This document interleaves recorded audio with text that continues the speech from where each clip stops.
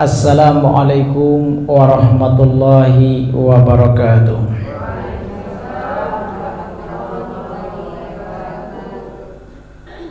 Alhamdulillahilladzi anzala sakinata fi qulubil mu'minin liyazdadu imanan ma'a imanihim.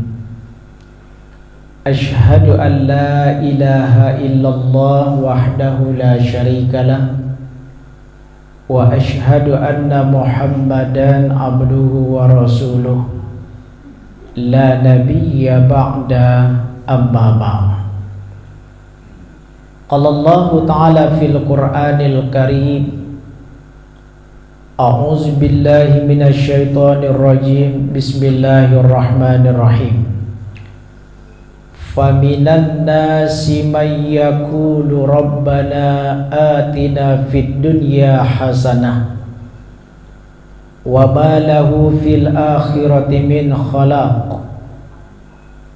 wa minhum may yaqulu rabbana atina fid dunya hasanah wa fil akhirati hasanah wa qina azabannar.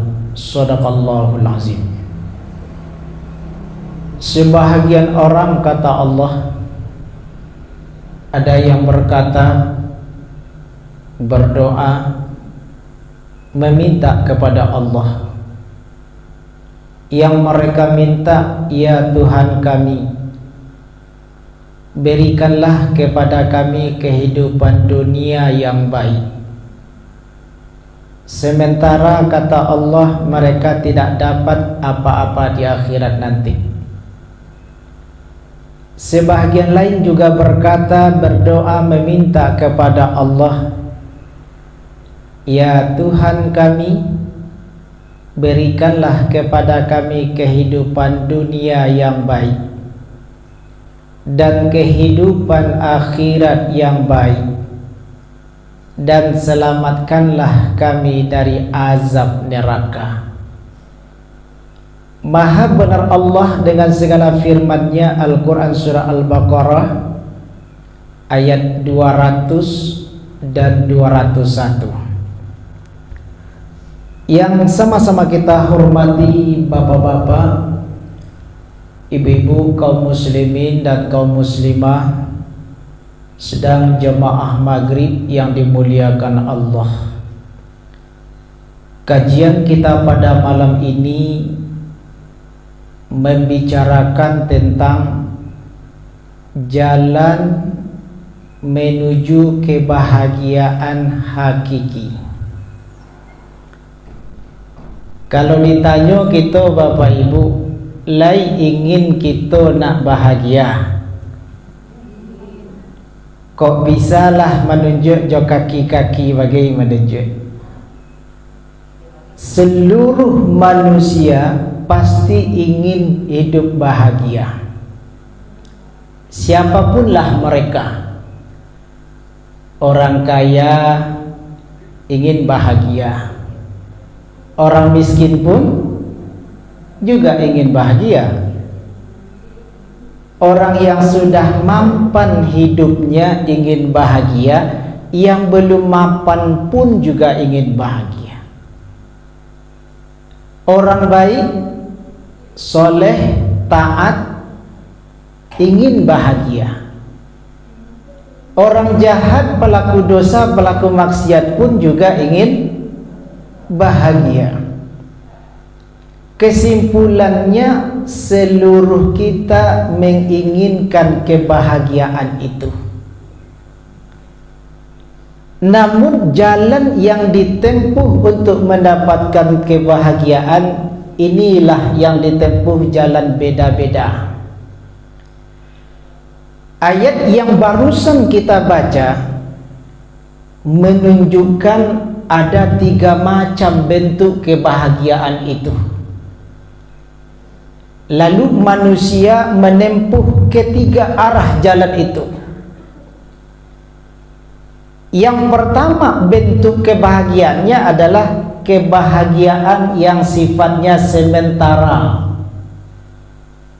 Kalau sementara berarti tidak abadi, tidak selama-lamanya. Maksud sementara itu adalah orang yang mengharapkan Rabbana atina fid dunya hasanah wa ma lahu fil akhirati min khalaq. Ya Tuhan kami, berikan kehidupan dunia yang baik kepada kami, sementara di akhirat mereka tidak dapat apa-apa.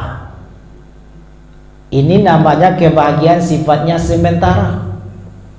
Hanya bahagia di dunia, tapi di akhirat tidak dapat apa-apa. Apa contohnya Bapak Ibu? Untuk bahagia di dunia ini banyak hal yang dilakukan orang, padahal baru sifatnya sementara. Contoh, ada orang yang pergi jalan-jalan rekreasi. Ketika mereka jalan-jalan, bahagia atau tidak? Bahagia. Tapi setelah kembali dari jalan-jalan, apa yang mereka dapatkan? Ada orang yang sengaja pergi ke tempat-tempat hiburan. Kok ada di Bukit Tinggi orang konser lah pailonya ke Bukit Tinggi. Kok ada di Padang Panjang orang konser latih bolo di Padang Panjang. Di Padang orang konser latih bolonya di Padang, di tempat-tempat hiburan. Apakah orang itu bahagia Bapak Ibu? Bahagia. Tapi setelah acara itu selesai, apa yang mereka dapatkan? Ada yang menjawab panik-panik Ustaz. Ada lagi orang yang bahagia, ini masih sementara, yang memperturutkan hobi. Kalau apa-apa ada dan hobi main domino dari pagi, siang, sore. Habis waktu di meja main domino. Apakah apa-apa yang main domino itu bahagia Bapak Ibu? Bahagia. Tapi lah selesai main domino, nanti dapean. Waktu habis. Yang lebih parah lagi yang acok Ustaz bicarakan, yang acok Ustaz sampaikan, orang yang bahagia mungkin habis waktunya di kolam pancing. Hobi mancing dari pagi, siang, sore, malam, lah tengah malam masih bertahan juga di kolam pancing tu. Hobi mancing. Kalau ditanya ke yang hobi mancing tadi, apakah mereka bahagia? Mancing itu bahagia. Tapi lah selesai mancing, apa yang mereka dapatkan? Ikan. Ini adalah kebahagiaan yang sifatnya sementara. Ada orang yang hanya fokus mencari kebahagiaan baru yang sementara yang mereka kejar. Yang lebih parah lagi dari kebahagiaan sementara adalah kebahagiaan yang sifatnya menipu. Dulu kebahagiaan kau menipu rupanya. Ada Bapak Ibu. Menipu itu kebahagiaan, bahagianya siap itu di akhirat dicampakkan di Allah ke dalam neraka. Itu menipu bahagianya namanya. Ada orang yang bahagia dengan berbuat maksiat. Lah selesainya kok minum-minum mabuk, abang gala tu. Bata buat lo dado ste ambo patang habis sabotol minum nan mabuk tu. Gadang luati. Ada lo yang merasa bahagia ketika berhasil mendustai kawan. Hebat ambo. Ambo pakicuhan ni nyo. Pakicuhnya dia ambo. Gadang luati gitu. Padahal kita melakukan kedustaan. Ndak tahu kawan kita baduto gadang luati gitu. Bahagia lo tu. Ada yang merasa bahagia ketika orang lain susah. Kalau biasanya kalimatnya SMS. Sanang bananya kalau dia orang susah. Kau dapat orang kau susah, saya nyandak sanang nantinya. Itulah kebahagiaan yang menipu, Bapak Ibu. Bahagianya menang di meja judi, itu menipu kebahagiaannya. Bahagianya melakukan dosa, melakukan maksiat, itu bahagianya menipu. Malam ini yang kita bicarakan bukan kebahagiaan sifatnya sementara, apalagi kebahagiaan yang sifatnya menipu, tapi kebahagiaan hakiki. Yang kebahagiaan hakiki itu, Ustaz, bahagianya di dunia iya, di akhirat iya, plusnya bahkan dijauhkan Allah dari api neraka. Kalaulah dapet nanti gogo dek kita bahagia dunia, bahagia lo di akhirat, bahkan jauh dari siksaan api neraka, ikulah nan kebahagiaan hakiki nan akan kita tuju. Iku pululah doa nan sering kita baca, Rabbana atina fid dunya hasanah wa fil akhirati hasanah wa qina azabannar. Minta kebahagiaan hakiki kepada Allah. Bapak Ibu jamaah yang dimuliakan Allah, lalu jalan yang kita tempuh untuk mendapatkan kebahagiaan itu jalan yang mana? Kalau kita tempuh jalan itu, jaminannya pasti bahagia hakiki. Setidaknya ada dua jalan utama. Yang pertama, hidup yang kita jalani hari ini hendaklah menempuh jalan agama. Jangan lepas dari agama, jangan jauh-jauh dari agama. Semakin dekat dengan agama, semakin dekat kepada kebahagiaan.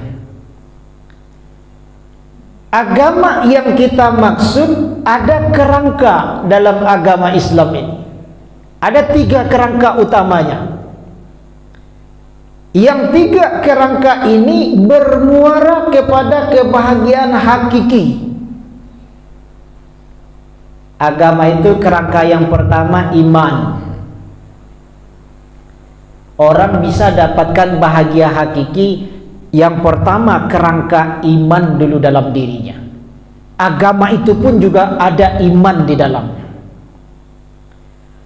Iman itu adalah keyakinan di dalam hati secara mantap. Iman itu pula lah yang menentukan jalan hidup yang kita tempuh.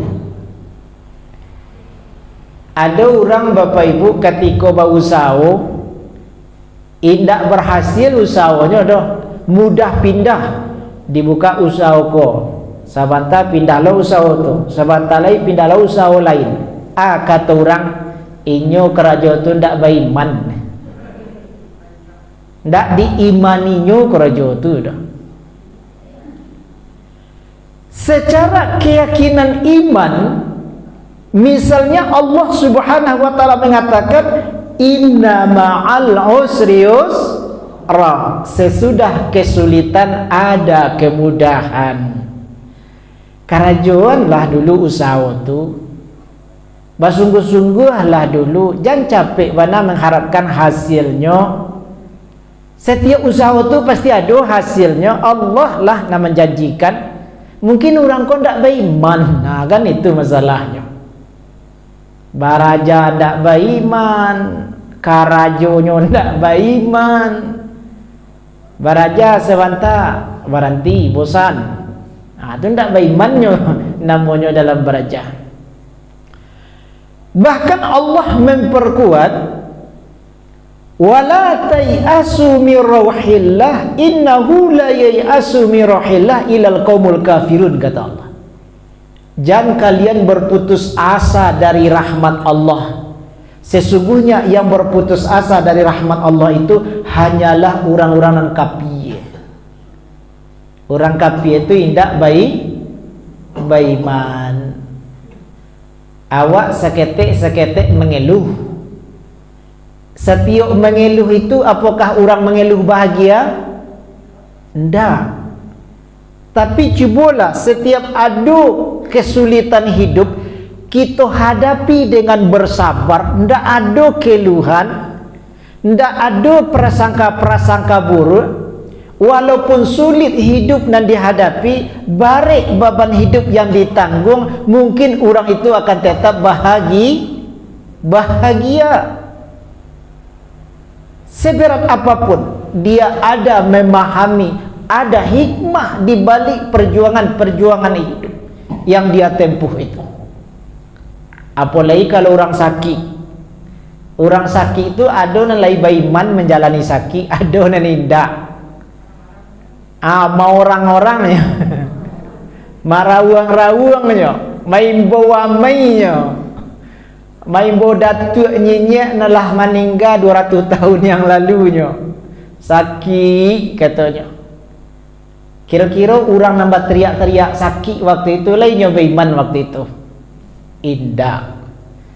Tapi kalau orang beriman dalam menghadapi sakit, lah model itu penyakit dan dideritanya, inyo sabar saja menghadapi. Tidak ada keluh kesah. Bahkan dengan kesabaran itu karena Allah bersamanya, sakit itu pun tidak dirasukannya. Ikolun sabara koleh. Kalau dibandingkan jo nikmat Allah nan ambo makan, nan ambo pakai, nan ambo gunakan, Allah datangkan sakit dan model iko ko alun sabara ikoleh. Contohnya Nabi Hud, Nabi apa nama? Yang sakit lama tu? Nabi Daud, Ayub, tuh Nabi Ayub Bapak Ibu. Ba'a bentuk sakit beliau sampai-sampai dihinggapi ulet di tubuh beliau ko penuh ulet. Ketika sembahyang rukuk jatuh ulet itu. Because setelah solat dimasukkan balik ke dalam tubuh tu. Beliau berserah, ya Allah, silahkan ulet kau memakan tubuh hamba, tapi jangan sampai nyo memakan lidah hati hamba. Kalau hati gunanya untuk berzikir, lidah baitu pula mengucapkan kalimat zikir untuk melafalkan kalimat. Itu Nabi Ayub lah mode itu penyakit beliau, bantuannya beliau belum tersiksa dengan penyakit itu karena sabar. Jadi imanlah bentengnya dalam agama pertama, kerangkanya itu. Kalaulah iman kita mantap, kokoh, maka kebahagiaan yang kita tuju menuju kebahagiaan yang kokoh juga. Lalu iman inilah yang selalu kita perdalam. Iman terbagi 3. Ada iman uluhiyah atau tauhid uluhiyahnya, meyakinkan Allah lah zat kita sembah dan kepada Allah kita minta tolong. Awak sakit, kasih awak minta tolong ke Allah. Kalau tauhid uluhiyah kita mantap, maka kita tidak akan pernah meninggalkan Allah walaupun hanya sedetik, tidak akan pernah. Bahkan akan selalu menyertai Allah di setiap kehidupan langkah kita. Apapun yang dikerojokan, ingat dulu Allah. Apapun yang dipabuat, kembalikan dulu, lai Allah redha atau tidak. Jadi ketika Allah selalu bersamanya, maka dia akan kuat dalam menjalani hidup, dan disitulah kebahagiaan dia rasakan. Itu secara uluhiyahnya, yakinkan semantap-mantapnya Allah zat yang kita sembah dan juga Allah kita minta tolong. Yang kedua, tauhid rububiyah. Kita yakin seyakin-yakinnya Allah lah yang mencipta apapun yang ada di alam ini. Semuanya terjadi adalah kehendak Allah. Yang elok terjadi itu pun kehendak Allah. Yang indah elok pun yang terjadi sesuatu yang tak kita senangi, sesuatu yang tak kita sukoi, tapi itu terjadi ke diri kita.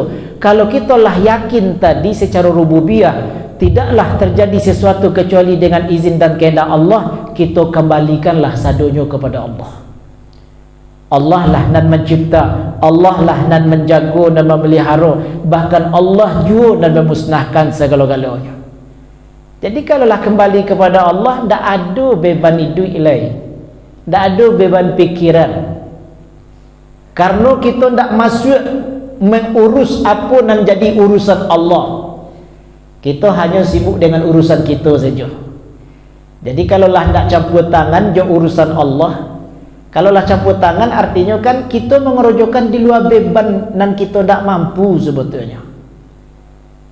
Yang ketiga namanya tauhid asma wa sifat, yakin kita dengan nama-nama nan sempurna dari Allah, melekat ke zat beliau. Allah itu maha kuasa, maha mengetahui, maha pengasih, maha berkehendak dan lain sebagainya. Nah, kalaulah mantap keimanan kita dengan asma wa sifat Allah itu, jalan hidup akan selalu tenang, karena kita yakin dengan ketuhanan Allah Subhanahu wa taala. Bapak Ibu jemaah yang dimuliakan Allah, ini kerangka pertama, iman.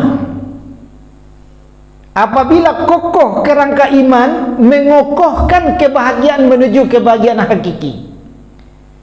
Yang kedua, kerangka agama adalah ibadah. Kalau ibadah sifatnya sesuatu yang harus dikerajuan, dan prinsipnya indahlah Allah memerintah, melainkan ada kebaikan di balik perintah-perintah Allah. Ibadah Ustaz, ibadah kau banyak, seluruhnya bermuara kepada kebahagiaan. Ada ibadah mahdah khusus, ada pula ibadah ammah, ibadah umum. Ada ibadah ritual langsung hubungan dengan Allah, ada pula ibadah sosial dengan sesama manusia. Seluruhnya bermuara kepada kebahagiaan yang hakiki. Contohnya Allah perintahkan kita zikir. Apakah zikir itu ibadah? Iya. Fazkurullaha zikran katsira, kata Allah. Zikir, ingatlah kepada Allah dengan zikir yang banyak. Lalu dengan zikir itu kata Allah, ala bizikrillahi tatmainnul qulub. Ketahuilah dengan zikir, dengan ingat kepada Allah, membuat hati tentram, membuat hati bahagia dengan jalan zikir. Ustaz, apa jawabannya tu kalau orang zikir ingat kepada Allah tu akan bahagia? Pasti Bapak. Jadi kalau kita zikir ingat kepada Allah qiyaman wa qu'udan wa ala junubihim, baik dalam keadaan berdiri, duduk atau berbaring, zikir itu artinya selalu ingat kepada Allah, maka membuat hati menjadi tenang, tentram. Semakin banyak zikirnya, semakin banyak ketenangannya. Semakin lama zikirnya, semakin lama tentramnya. Nah, zikir. Lalu bahkan ada ibadah yang sifatnya sosial berupa infak sedekah. Apakah infak sedekah itu juga ibadah? Jawaban iya. Allah suruh kita untuk infak, wa anfiku, berinfaklah kalian. Ada orang Bapak Ibu yang sangat senang bahagia dengan berinfak, sangat murah berbagi. Siapa yang minta dia kasih, dia kasih, dia kasih. Bahkan andaikan pun seseorang itu tidak minta, tapi sekira-kira dia butuh, orang itu selalu mudah untuk berbagi. Tidak tentu ada acara, tidak ada acara, pagi, siang, sore, malam, dia murah untuk berbagi. Kalau ditanya Bapak Ibu, yang luar biasa jawabannya, Pak Bu, ba'adi sabaitu bana Bapak Ibu namuh baik pak bersedekah. Dan luar biasa tu jawabannya Bapak Ibu, Ustaz, Maraso sanang hati ambo kalau bisa ambo berbagi je orang lainnya. Sanang hatinya ketika bisa berbagi. Bahagia ambo Ustaz ketika ambo ko bisa bermanfaat untuk orang lain. Sanang hati ambo Ustaz ketika ambo ko orang butuh kepada ambo bisa membantu orang yang butuh tu. Itu ibadah Bapak Ibu. Ketika itu dikerajokan membawa kepada kebahagiaan. Di dunianya lah bahagia, di akhirat apa lain? Jadi akhirat itu bagi orang yang berbuat baik pasti Allah balasi kebaikannya, bahkan yang lebih baik dari yang dia kerjakan. Kalau di akhirat balasannya masuk surga. Nah, kerangka iman tadi ini juga yang bahagia hakiki masuk surga itu. Yang bisa masuk surga hanya orang beriman. Bagaimana orang yang kafir kalau dia baik akhlaknya Ustaz, suka berbagi, berinfak, bersedekah, apakah mereka juga masuk surga? Jawabannya enggak. Syarat masuk surga itu iman. Jadi kalau ingin bahagia hakiki, ada bahagia di akhirat, iman dulu. Kalau tidak ada iman, hanya dunia saja bahagianya, akhirat tidak bisa. Nah, jadi ibadah yang kita kerjakan bermuara kepada kebahagiaan, baik ibadah ammah yang sifatnya umum atau ibadah khassah yang khusus ada ketentuan aturan dari Allah dan Rasulnya, atau ibadah ritual hubungan kita selalu langsung dengan Allah, atau ibadah sosial, ibadah yang ada hubungan dengan sama manusia. Semua itu kalau kita kerjakan seluruhnya membawakan kebahagiaan. Dan perintah itu Allah tidak membebani, hanya sesuai batas kemampuan. Sebab ibadah itu terlalu banyak, seluruhnya untuk kebahagiaan, disuruh untuk dikerajokan. Tapi prinsipnya tidaklah kiranya Allah menyuruh, melainkan sesuai batas kemampuan masing-masing. Sejauh mana kita bisa, itu yang kita kerajokan. Bapak Ibu jemaah yang dimuliakan Allah, yang ketiga kerangka agama yang ada di dalam agama sekaligus kerangka kokoh untuk kebahagiaan itu adalah akhlak. Kita dikatakan beragama kalau lain berakhlak. Akhlak yang baik, yang santun, yang lemah lembut, bermuara kepada kebahagiaan kembalinya ke diri kita masing-masing. Contohnya Bapak Ibu, orang kalau baik akhlaknya, contoh ringannya saja dulu, murah senyum. Kira-kira senyum tu butuh biaya enggak? Tidak kan?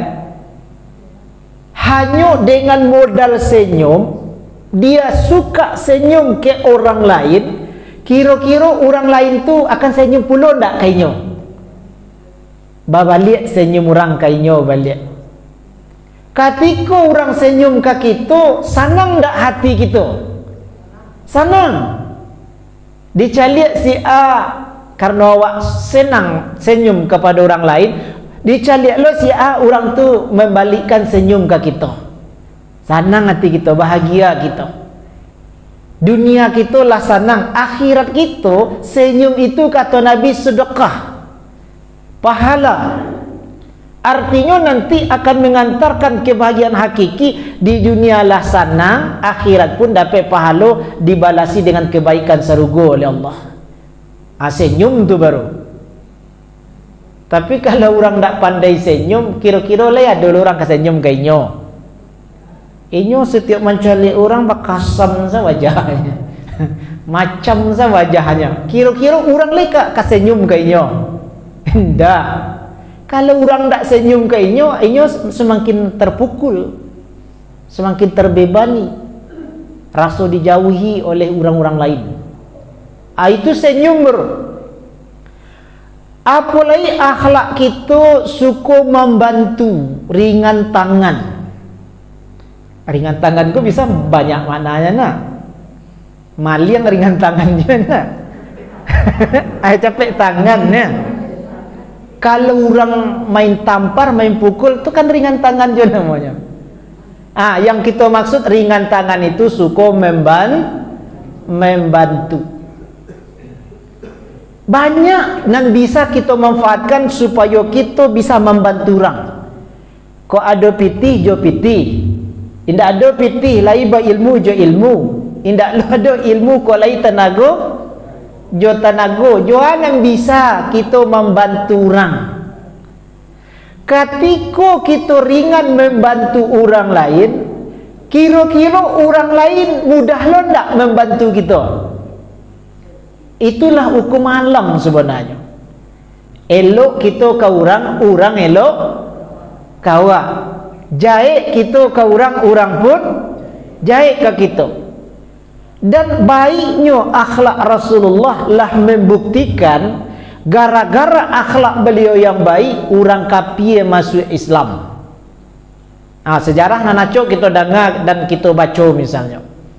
Ketika Rasulullah turun dari rumah pergi ke Masjidil Haram, melewati rumah orang kafir. Setiap melewati rumah itu diludahi Nabi. Kapai diludahi, pulang diludahi. Itu selalu dikerajokannya ke Nabi. Satu ketika Nabi lewat, tidak ada orang yang meludahi Nabi tadi.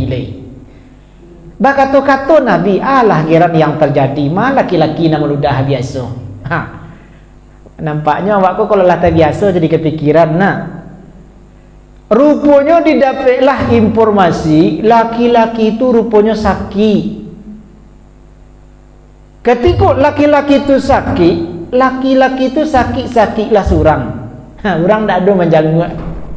Padahal tetangga ada, keluarga familia ada, tapi tak ada orang menjanggut. Rupanya Nabi lah dan menjanggut pertama. Ketika Nabi datang, tak kaji laki-laki itu. Bahkan dia sempat mengatakan, ya Rasul, ambonanlah selalu menyakiti engkau, yang selalu mengganggu engkau. Kini ketika ambo sakit, engkau lo orang yang pertama mengganggu ambo. Saksikanlah ya Rasul, asyhadu an la ilaha illallah wa asyhadu anna Muhammad Rasulullah. Bersyahadat masuk Islamnya. Kira-kira menurut bapak ibu, ada orang selama itu selalu menyakiti awak. Sesudah itu inyo patuh menurut kawak. Sanang tak hati awak? Sanang banyak. Jadi selama itu Rasulullah selalu diludahi, akhirnya inyo mengikut ke dakwah Nabi. Sananglah hati Nabi. Jadi dengan kebaikan akhlak Nabi menjadi faktor penyebab orang memeluk agama Islam, mengikuti dakwah Nabi. Jadi gara-gara akhlak baik awak bisa bahagia.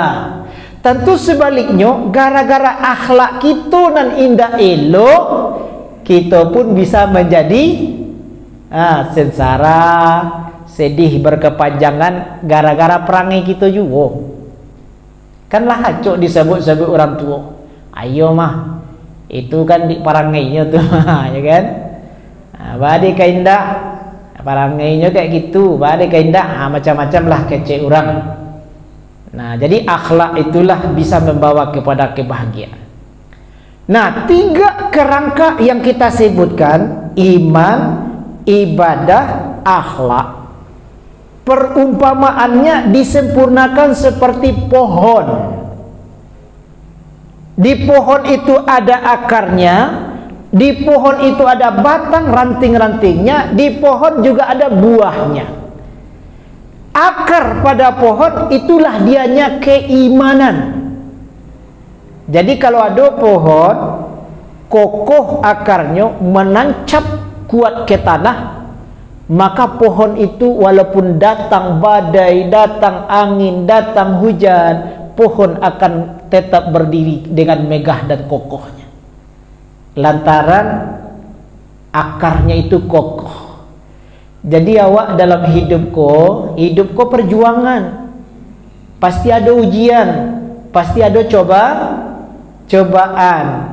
Kalau keimanan kokoh, bagaimanapun keadaan ujian cobaan, tidak ada sesuatu yang memberatkan bagi kita. Kalau keimanannya mantap. Nah, batang pada pohon itu ibaratnya ibadah.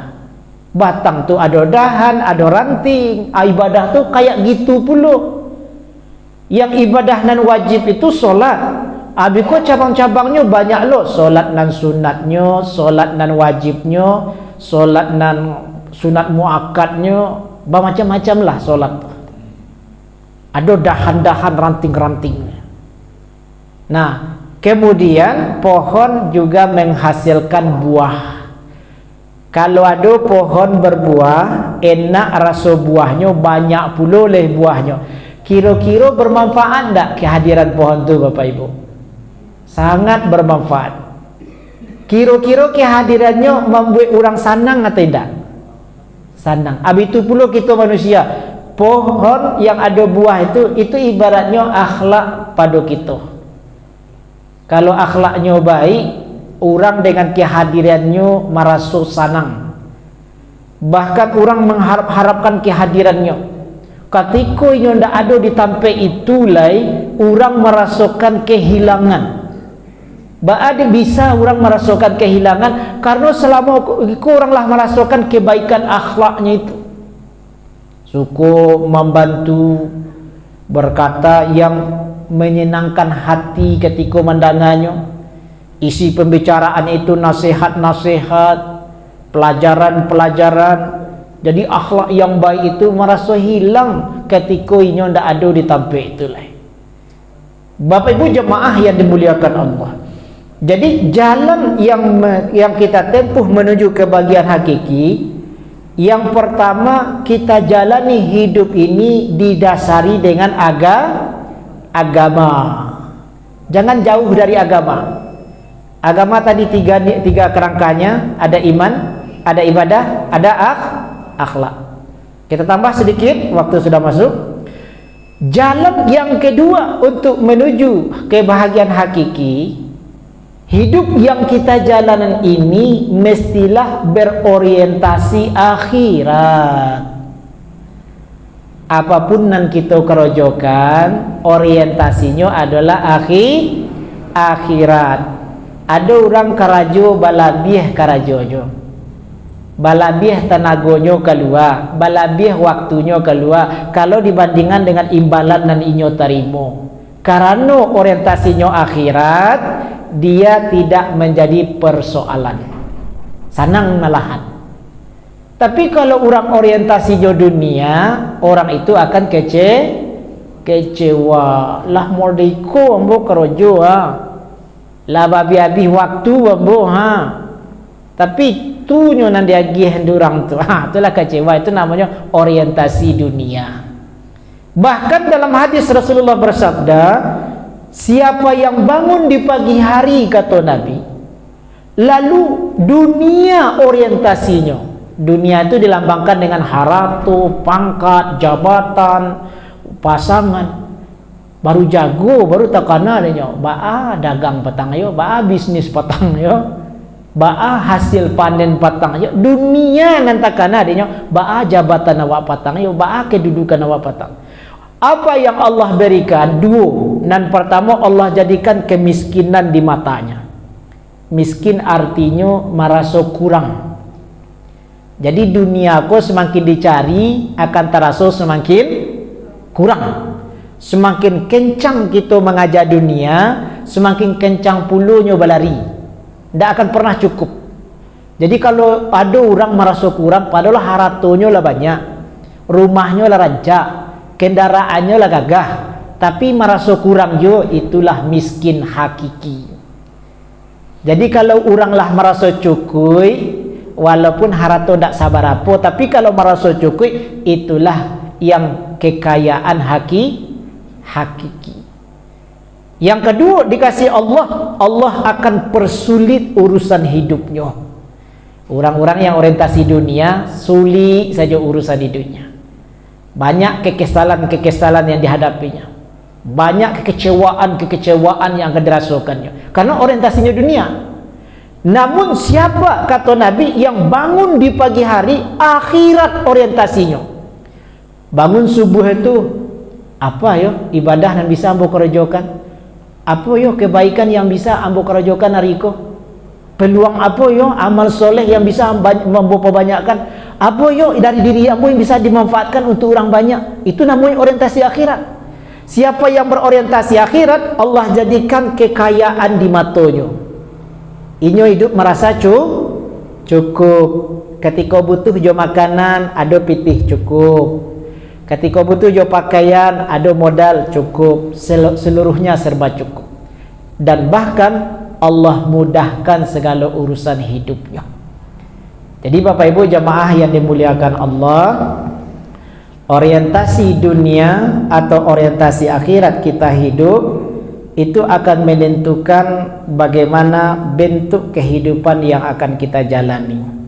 Jadi siapa yang berorientasi kehidupan dunia, Allah akan jadikan kemiskinan di matanya serba kurang, dan Allah akan menyusahkan urusan hidupnya.